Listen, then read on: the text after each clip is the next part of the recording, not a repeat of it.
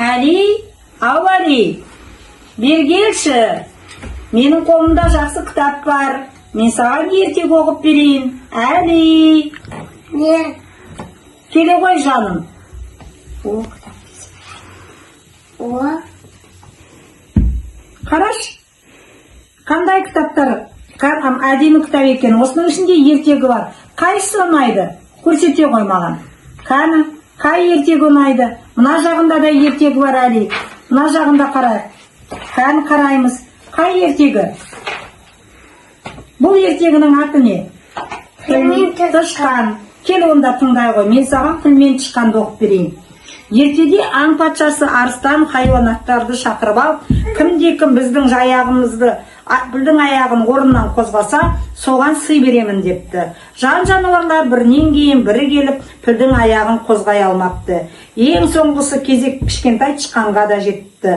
Тышқан көп ойланбастан пілдің аяғын кеміре бастайды. Сонда жаны мұрынның ұшына келген піл ну орманға қарай қаша жөнеледі. Алып піл осыдан кейін кішкентай тышқаннан қорқатын болыпты. Ертегі не туралы құлыным? Піл мен тышқан. Арыстан кімдерді шақырды? Аңдарды. Аңдарды шақырды. Ол аңдарға не қыл деді? Пілдің аяғы қысқалсан. Сый. Кімге соға Беремін деді, е? беремін. Ал енді пілдің аяғын кім қозғады? Аңдар қозғай алды ма? Қозғай алмады. Ал енді пілдің аяғын кім қозғады?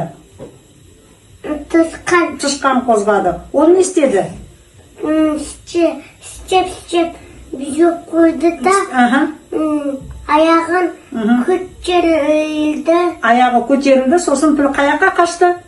Орманға қашты. Содан бері піл тышқаннан қорқа ма, қорықпай ма? Қорқады. Қорқады екен, е? Содан бері піл тышқаннан қорқады екен. Ертегі ұнады ма саған? Иә. Ұнады. Күнде кешке мен саған ертегі оқып беретін болам. Жарай ма балам? Иә. Рахмет.